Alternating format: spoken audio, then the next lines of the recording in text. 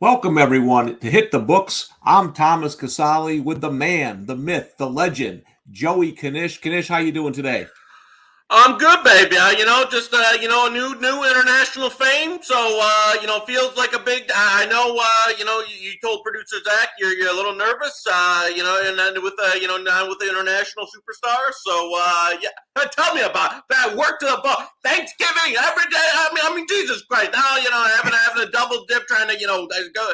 It's unbelievable here. I agree with you, bad man. I need a new agent because I'm not getting enough for this. But good Yeah, to be well, here. Conference championship weekend. we're going to get into all that. I can't wait. But hey, Knish, big news since we last been on here. We're now sponsored by Circa Sports, the best sports book in the business. Hit the Books on the Hammer Network is presented to you by Circa Sports. I know you're a big Circa Sports fan, Knish. Bet like the pros, like you, with the world's largest sports book right at your fingertips. Experience big app bets with the highest betting limits, better money line splits with the lowest hold percentage, best customer service, and more. Sports betting on the go has never been better. Now you can download, fund, and bet like a pro from anywhere in Nevada. Get your new bookie today at circasports.com. Now, Knish, I'm not in the state of Nevada as much as I'd like because it's not 2 minutes from my living room. But I know you like to go out there, and when you do, I see a tweet and it's Circa Sports, right? They treat you right over there. Yeah, I mean, you know what it's. I mean, legit place. Obviously, if you haven't had a chance, anybody to attend the sports, but absolutely insane. The scene they got there. And again, obviously, a lot of stuff about the betting limits and stuff. Even if you're not, I mean, they're expanding over the country in a few new states, and even if you're not in a state with Circus Sports yet, you can use the information, whether it be on the screen or downloading the app, to use their numbers, monitor how it moves. They are, people watch, I've talked about Chris and Pinnacle for a lot of sports, including I think college football. They're the sharpest book on earth right now. So even if you don't have the chance to bet there yet, hopefully they're getting to a state near you. I still use. Obviously I bet there myself, and still use even on the games that I'm not actually betting down on. They're basically like their number is the number that you want to monitor. So love that we got them on board. And Mr. Benson, there's nobody better in customer service than Jeffrey Benson. If you're going out there, he'll take care of you. Yeah, and Knish, we're going to be talking about this later on when I mention a future I have going this week and why I wish I could bet at a place like Circa Sports. And I'm not even a pro bettor, but we're going to get into all that. First of all, though, as popular as Circa Sports is, there's nothing as popular these days than Joey Knish. Now, listen, Knish, I'm sure there's been tweets with more likes, but I've personally never seen a tweet with that many likes in my life. I could not believe it. If those of you, listen, I am standing next to the Michigan man, the legend from there it is, the tweet. And listen, you think Joey Knish is only about football. He's also about football. Man, he was watching the World Cup. Global mystery. Yes. And you sent out a tweet about this Iranian female who was in the crowd saying you would gladly help get her a green card. First of all, I want to know, am I safe? Is there, what do they call it, a fatwa or basically a mafia hit that Iran puts on people? Do you have one of those on you right now? And am I safe just talking to you? Well, let's just say, hopefully, I don't know if the Iranian government like that tweet too much. They're not too big on, people taking the women over there. But I mean, I guess I wasn't expecting, 200,000. I think part of it was like, I mean, there are hundreds of millions of people watching that game across the world. They pan to her like the game ends, USA wins. The first crowd shot is like this absolutely gorgeous Iranian woman in the crowd, where I think everybody on every man on earth was like, "Whoa!" I probably phrased it to some good timing there. So, however, even with all the traffic, even with all the retweets and the likes and the still nothing. Nobody's found her. I don't know if she does. Maybe she doesn't have social media. Maybe they're not allowed to have social media. I don't know if she has not been found yet in terms of anybody finding her IG or TikTok or any of that stuff. So Still a long lost mystery. Maybe one day, we'll cross paths and she'll be able to, at least, reject me online. Well, even what was even better than the tweet was reading the comments, which I spent a good hour doing. So now you have about seven different groups after you. Knish, let me just bring this up. When I first, I think an intelligent human being can see if something, first of all, sometimes things are shady. This was obviously meant to be a joke to anybody with a brain, right? And when I first started on social media, I'm a very sarcastic person.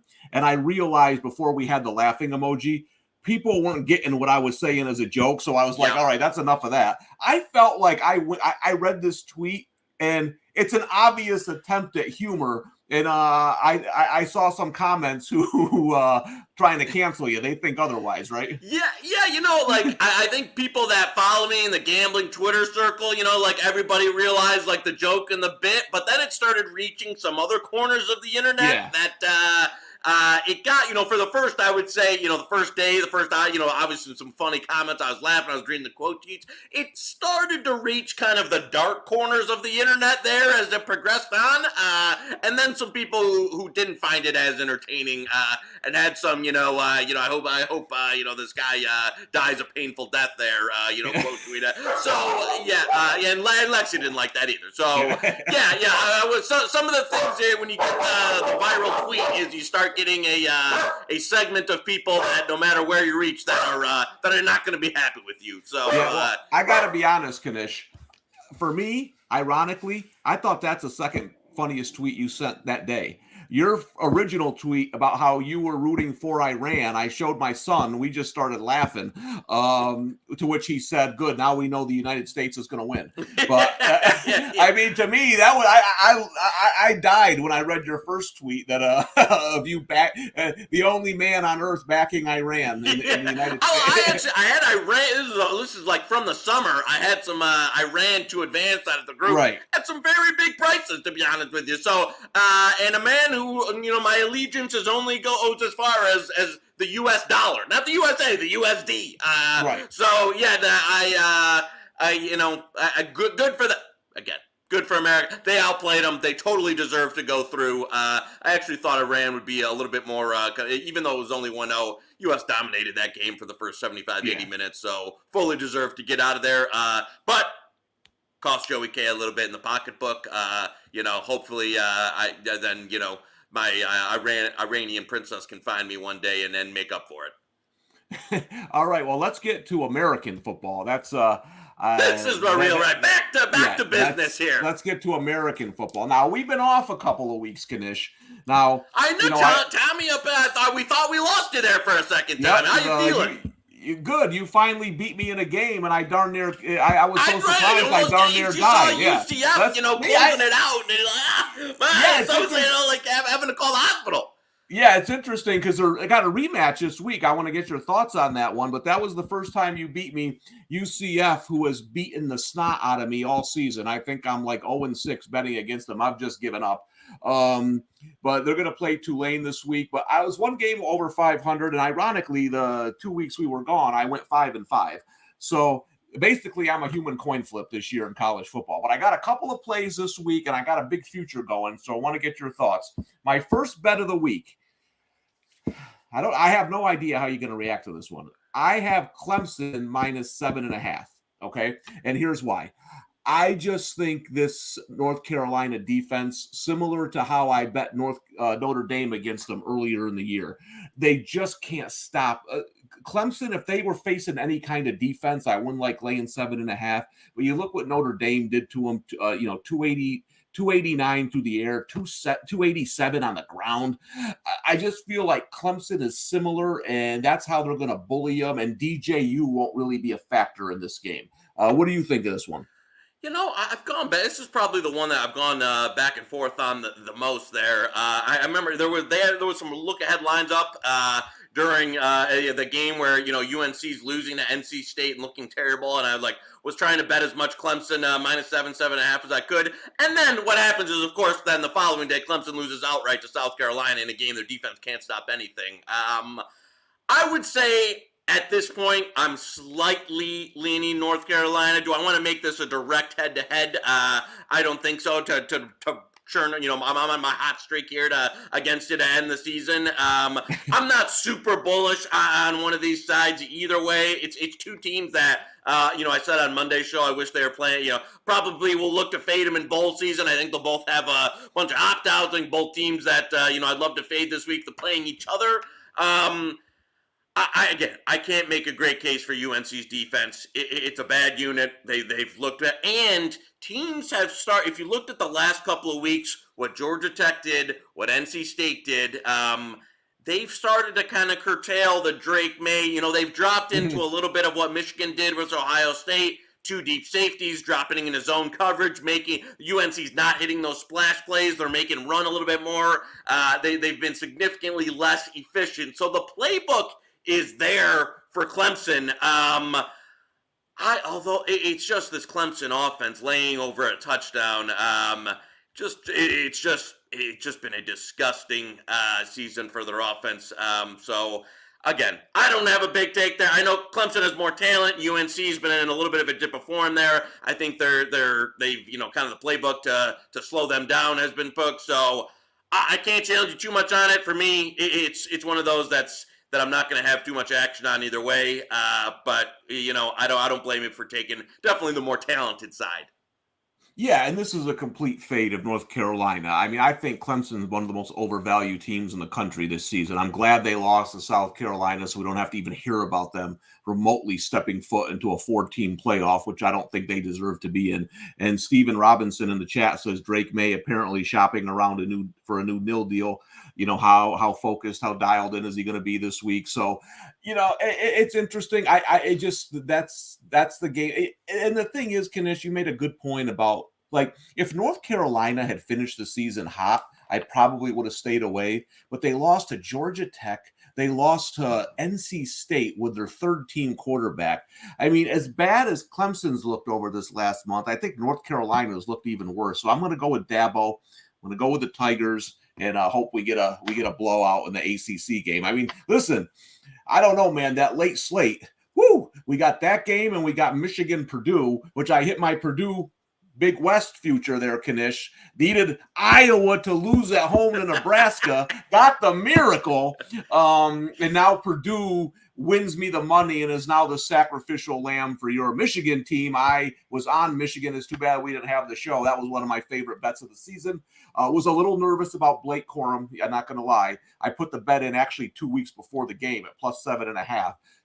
But as I've said on this show before, maybe the best run blocking offensive line tight end group I've seen in college football. I knew at some point they would bully those guys, and they did. So those are going to be the night games. I got another game that I think might be the game of the day. I took Fresno State +3.5 against Boise State. Now these are two of the hottest teams in the country, Knish. Boise is 6-1 since Green became the quarterback. Since Jake Haener came back for Fresno State at quarterback, they haven't lost a game. They're 7-0. Now they met earlier in the season when Haener was out, and Boise State, they killed him. But I look at this game, and I looked at it up and down, and I'm like, man, this feels like a last drive kind of game. I know Boise gets the advantage of being on the blue turf, but the way Fresno State is playing on both sides of the ball, I think they're the better team. So I took the 3.5. Yeah, no, I like this one. Brad and I talked about it on Monday's show. The line's been trading 3.5 all week.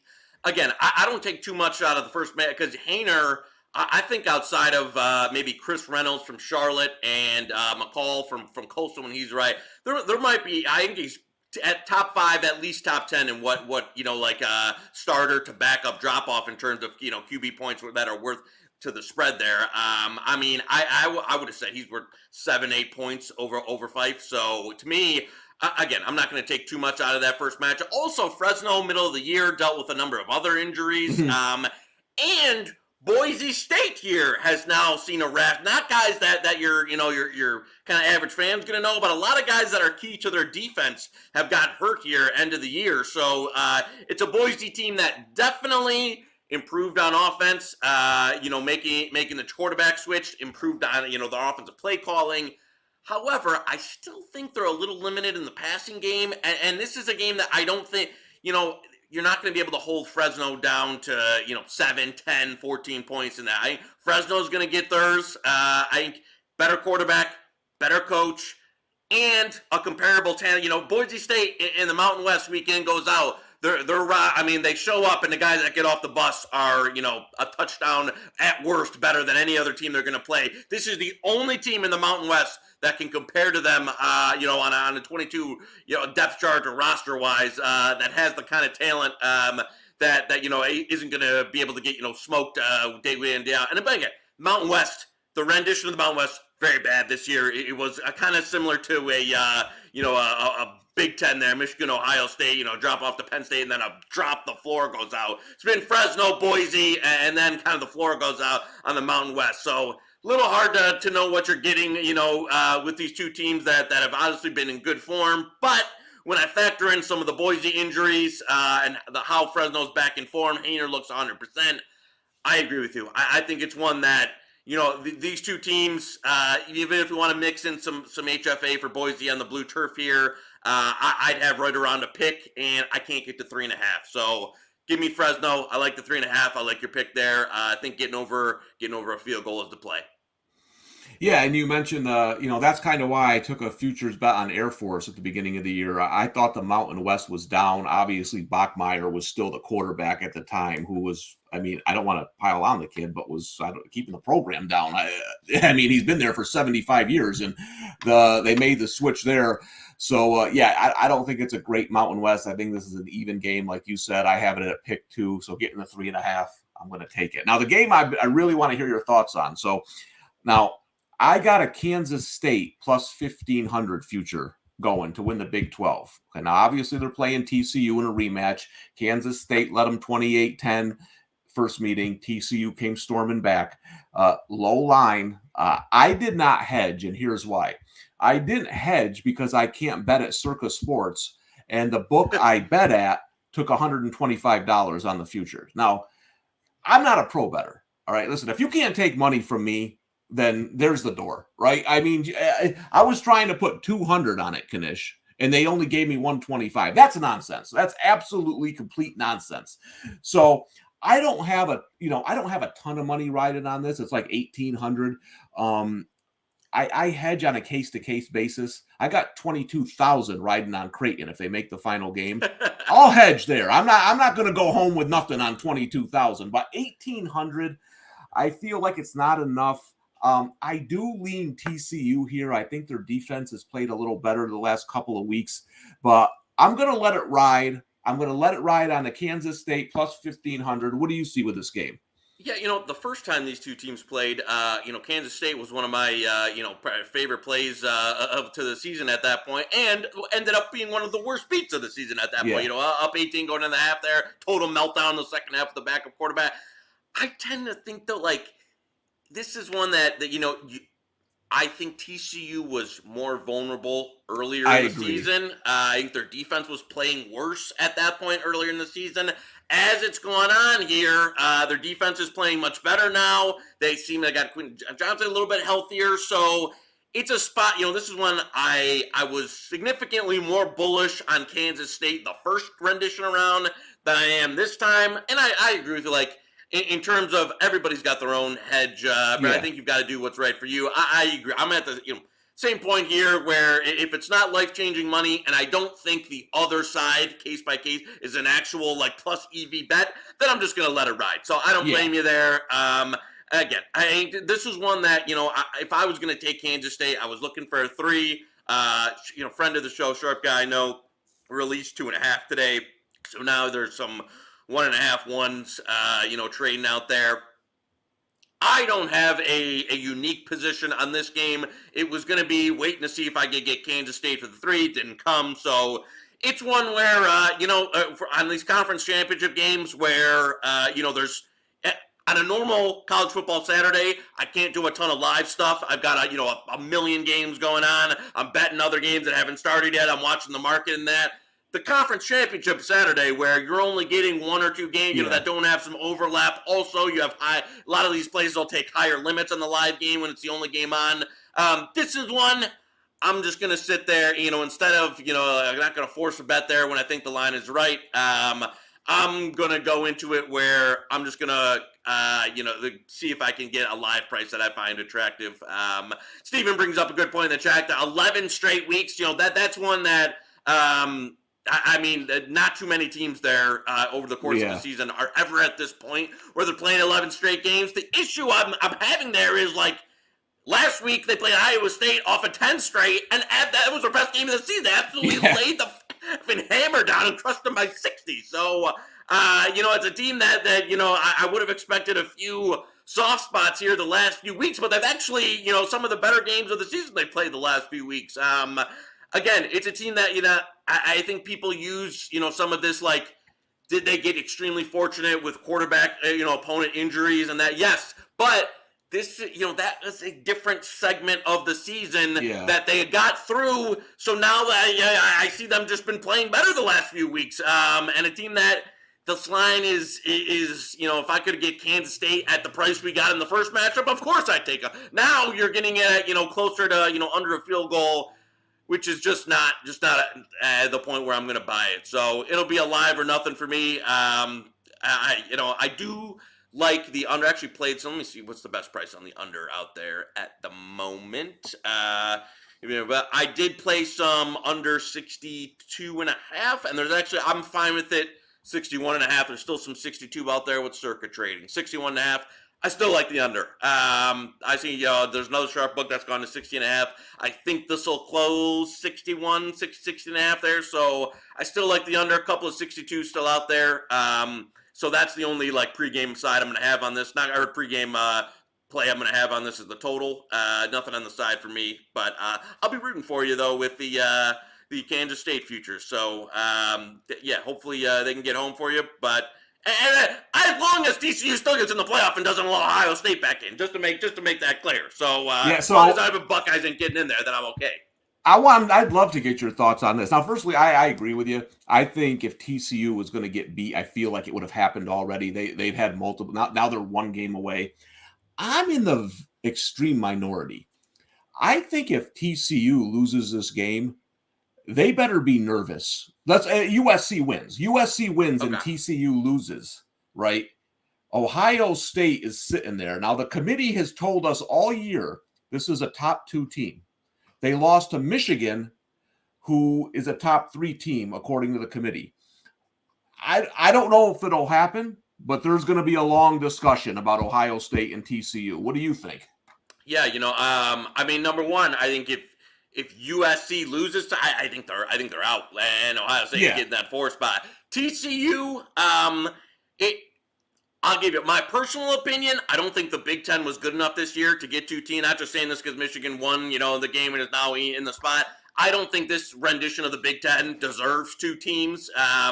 But I wouldn't feel super comfortable if I'm, Texas Christian. I thought the Big 12 this year was super deep. It doesn't have, great elite teams at the top, but 1 through 12, like they had depth. There was no it wasn't like even Kansas and Texas Tech. Those were competitive teams. So I think TCU should be in regardless of this result, especially because they beat Kansas State already. But I agree with your take there. I wouldn't feel super comfortable. I could see the committee putting them in. An Ohio State Georgia round 1 matchup is very attractive if you care about things like eyeballs and money, which the committee does. So if you care about things about sagging playoff ratings, right? Yeah, let me see. We get a Final Four of Georgia, Michigan, Ohio State, USC. I think the committee would sign up for that, but we'll see. Yeah, I agree. Controls its own destiny. TCU better handle their business just to make sure. I don't want them to win, but if they want to get in, then win. So Knish, let's talk about before we go here. I don't have plays on them. We'll see if you do. The game you beat me on, Tulane and UCF. Man, Jesus. That game, UCF's talk about a team that's had some luck this year. Every time I bet against them, there's 7 calls go their way. There's fumbles popping up in the air. I mean, that's that Tulane had some bad calls go against them in that first game. How do you view this game? I was surprised that Tulane was 3.5. Well, so I thought originally that it looked like John Rice Plumlee blew his hammy in their last game of the regular season. There, apparently he's good to go. But he's one that his whole his whole claim to fame there is his explosiveness on the ground. So if he's not 100%, I think Mikey King's been okay. Coming in relief, it's a different skill set though, a little bit more of a passer, a lot less explosive as a runner. So it changes definitely their MO. Am I a little surprised that after their UCF just absolutely jackhammered Tulane a few weeks ago, that now this line has gone up to 4? Yes. Again, I had some probably my biggest future price that I've had in the last few years is this Tulane going into this game. So I played some UCF as a little bit of a number one. Again, as we talked about, not something that I would have hedged originally, but I thought this got up to 4.5 some places. Obviously, our friend the pro line Timmy Hose plays 4.5 there. But again, I agree. I think 4 is too high here. It's one I'd be even a little bit more bullish on if I felt great about Plumlee's overall health. So that's one thing that I don't think you'll know until kind of the game's going. But I just think that this number's too high for me. Even though at Tulane and that, I think it's just a tough match. It's one of those that I liked Tulane better against the Cincinnati and SMU where they had trench advantage in that.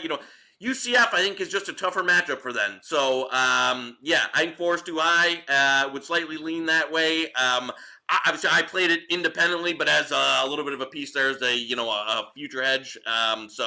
Yeah, Tulane would be a tough one to back there at 3.5, 4. So yeah, I'm a slight lean on the UCF at current.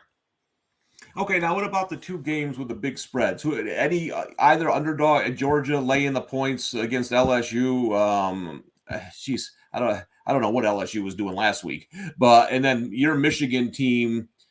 I told you I had a Purdue future, so I've seen a lot of Purdue football. Good luck is all I'm going to tell you. Either one of those underdogs that you like this week?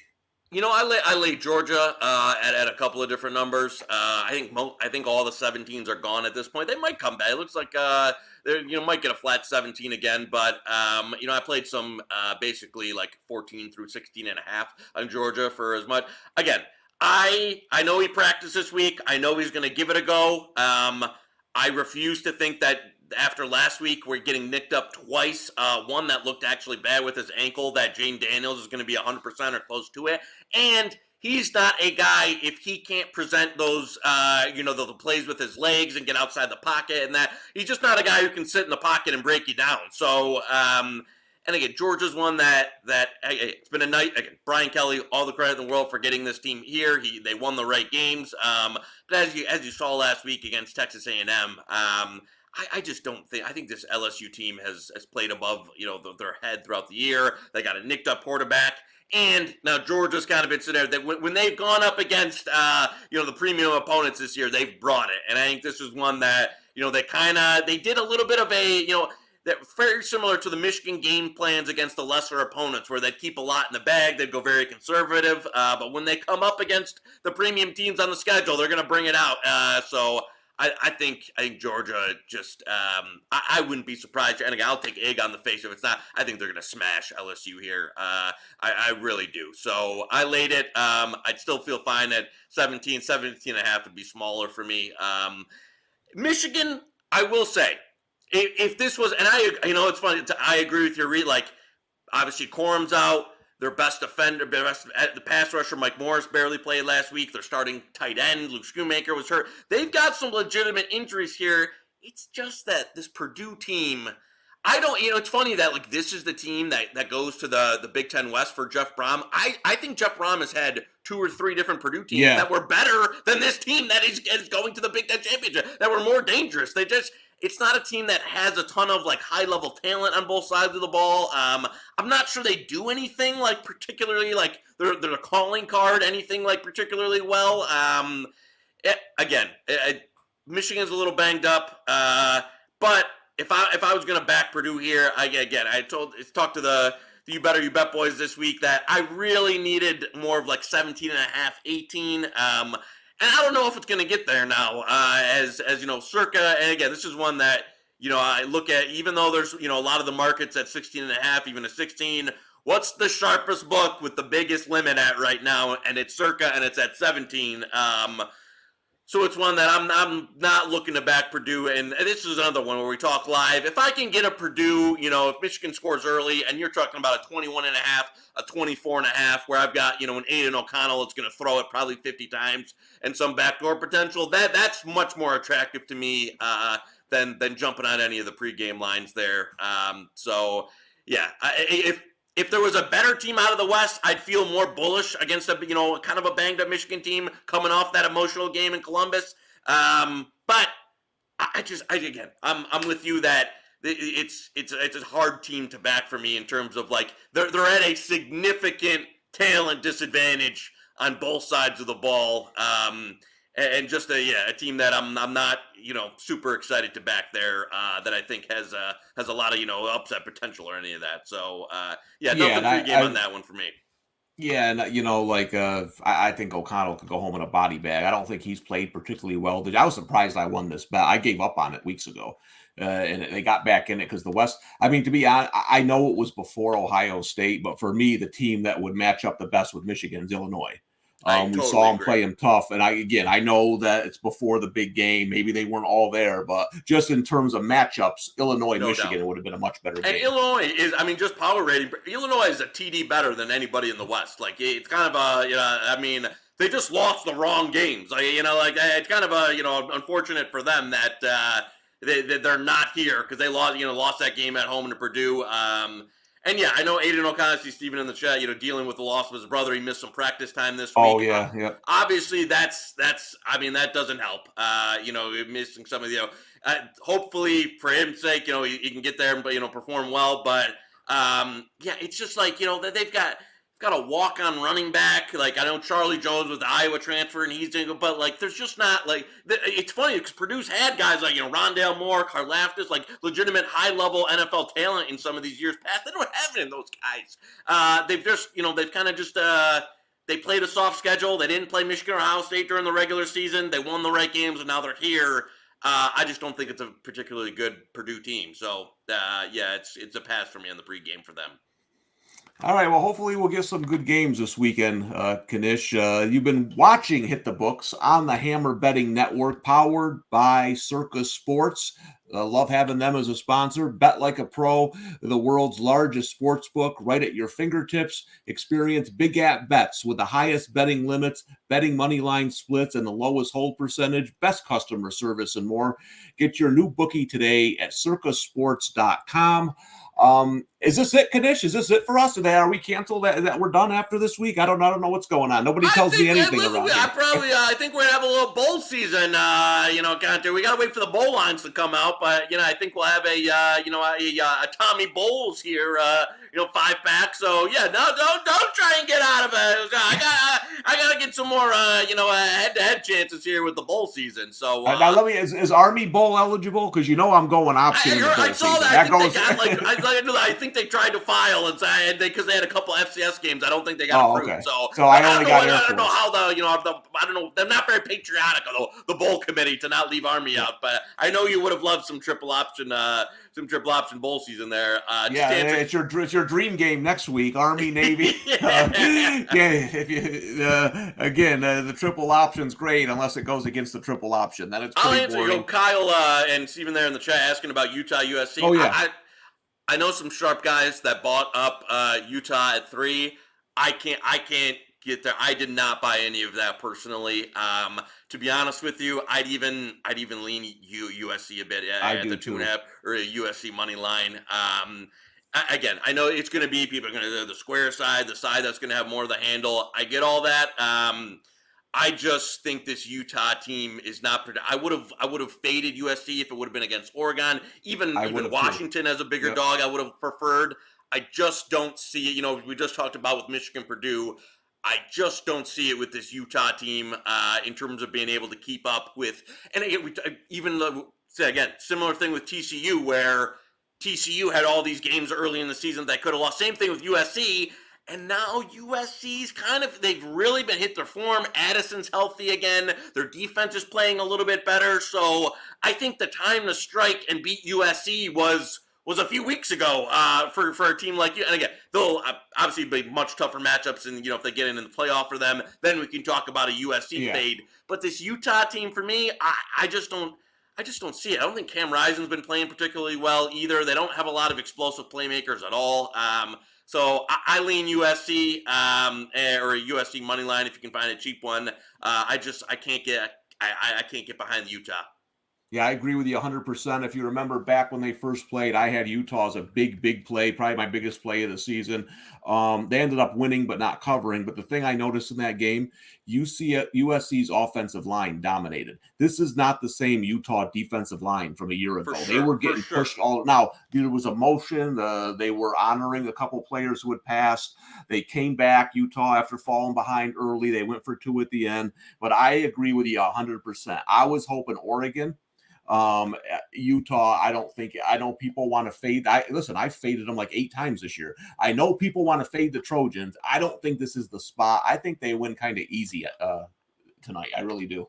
Yeah, I think if we want a USC, hopefully if we want to fade USC, I think we hope they get into the playoff, and then you can get them versus a Georgia or something where they're really stepping up in class and going up against a couple teams that are way better in the trenches in Georgia or Michigan as opposed to this Utah team. Listen, if USC plays Michigan, I might have to fly to Nevada and go to Circa Sports because those other books ain't going to be able to hold my money on that one. That's the one I've been waiting for. Give me Michigan, USC, and I am all in. Well, hey, Knish, we'll see about the bowl season. I don't hear we work here. I don't ever see any money. I never see any schedules. I don't know what's going on. Tell Moretto to get on the ball here. But not surprised, a Canadian man dropping the ball there. So we can go out World Cup Canada 0-3 out. They might as well be Qatar with the way the Canadians. That's the problem. They've been mourning for weeks. I mean, get it over it. It's you still got hockey. So hey, listen, for Tom Casale. That's Joey Knish, the Michigan man who took his shot and hit it big. Sponsored by Circa Sports. Thank you to them for everything. And hopefully we'll see you next week on Hit the Books.